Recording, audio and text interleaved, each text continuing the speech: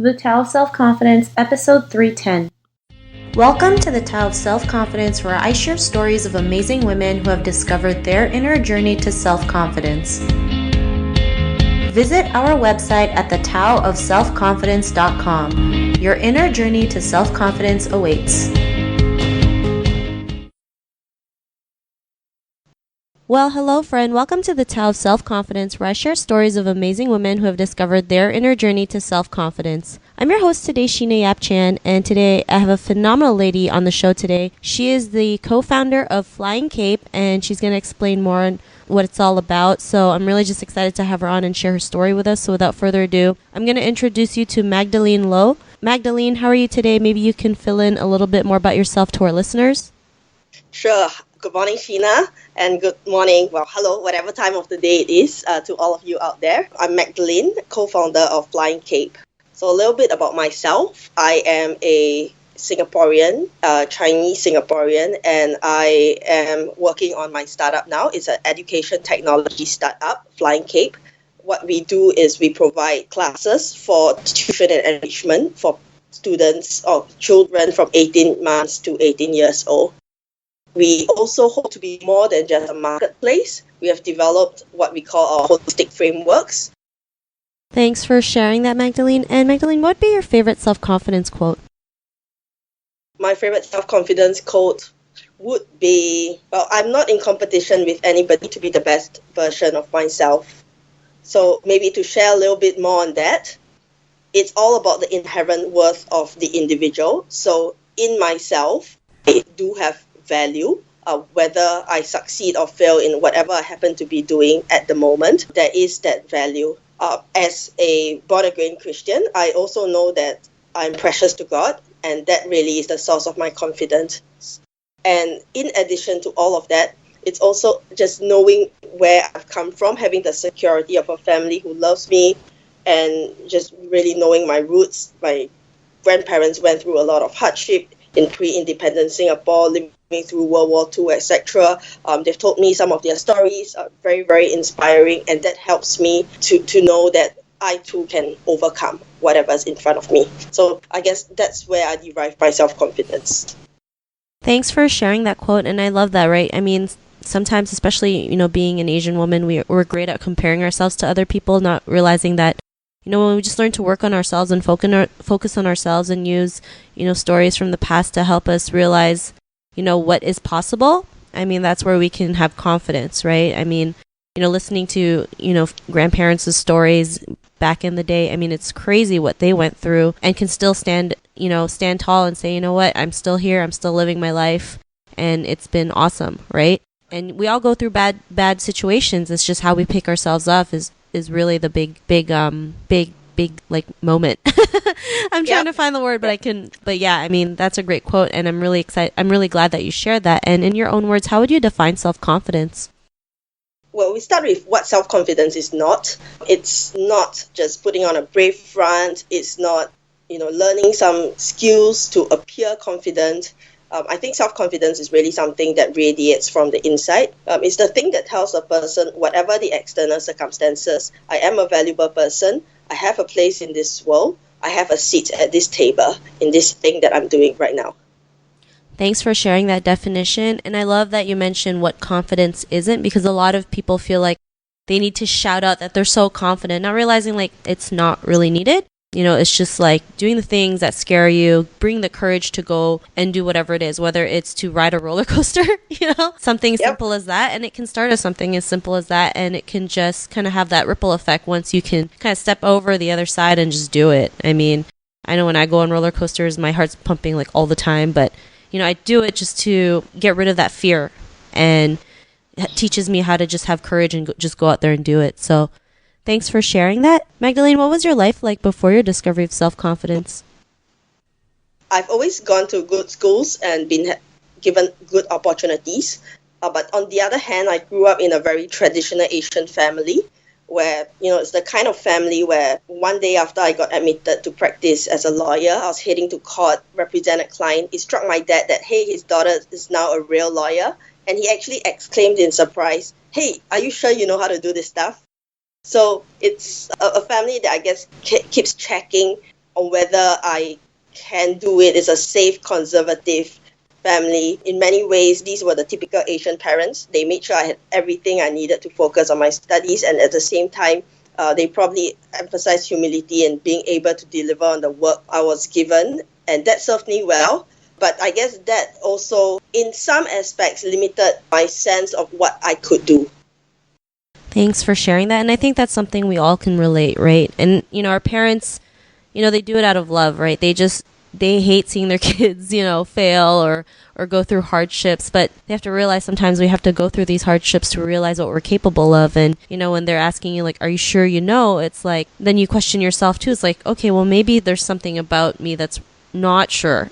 And then that's when we have like the low self-confidence, because then we're basing our abilities on other people's perceptions. And, it's something that we all go through, and it's something that we struggle with every day. And, what was that point in your life when you realized you were more than confident enough to be able to do whatever it was you were capable of? What was that aha moment?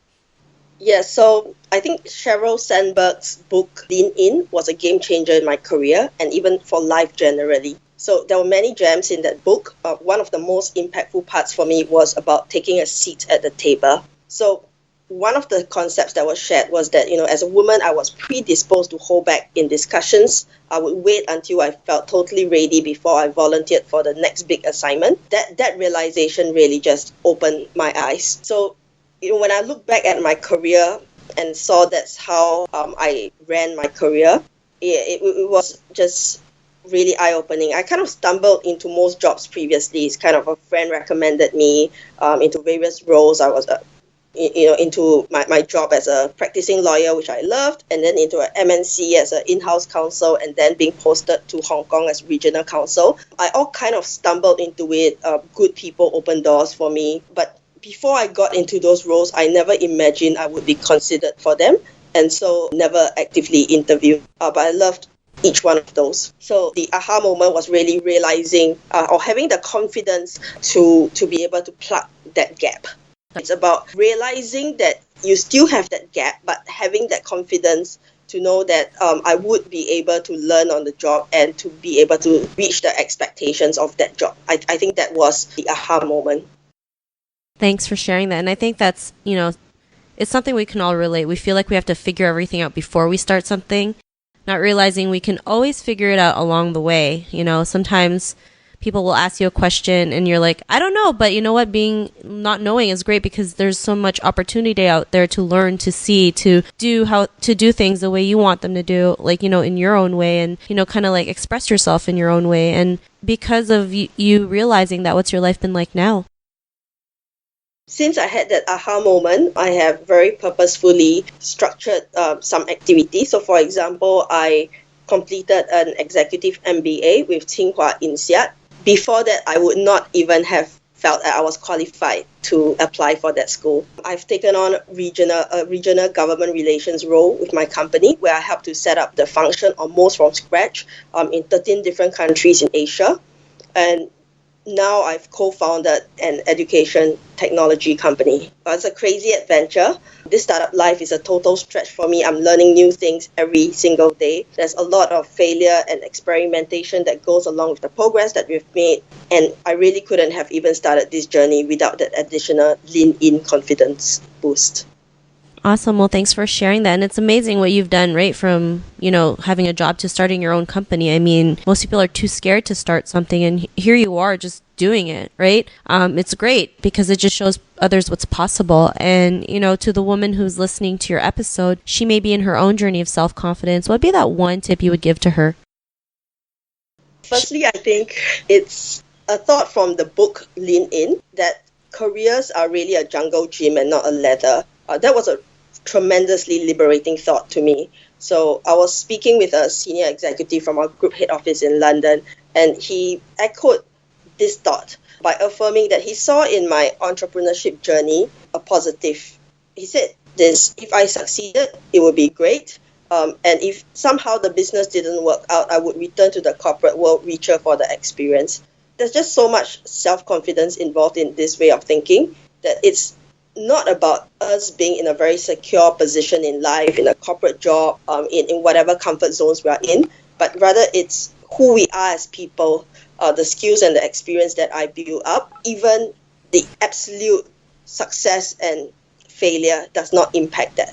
So that's one, I wouldn't say advice, but one thing I've learned which I would like to share. And then the second one is that, well, we have one life. Each one of us has our own unique journey, unique interests and strengths to power us on in that journey. And this startup that I'm working on, Flying Cape, helps parents find the most suitable classes and activities for their children. It's based not on the marketing budget of various schools or centers in our city, not even about what other parents say was good for their children, but it's all about finding out what the child's interests and strengths are, getting the widest exposure for the child, and then focusing deeply on a couple of core strengths. And you know what? I think it's exactly the same for adults, and it's never too late. Thanks for sharing that tip, Magdalene. It's really great that you were able to, go out there and do your thing and help others realize it's always never too late. We can start at any moment, at any given time when we choose to. So thanks again. And if our listeners wanted to get to know a little bit more about you and what you do, is there any links or social media profiles we can connect with? Sure. You can look us up on Facebook. So that's Flying Cape. We also have a website where you can book classes. If you're Singaporean, definitely check this out, www.flyingcape.com.sg. There's a booking website, and there's a blog at flyingcape.com.sg. For people who have been interested in what I shared earlier about finding out your core strengths and interests, here is a link for you. It's a free multiple intelligence test. So that's at mi.flyingcape.com.sg. It helps you to understand what smart are you and not just sort of how smart you are by the conventional IQ tests. So there are 8 types of smarts out there. Have fun finding out for yourself how great you are.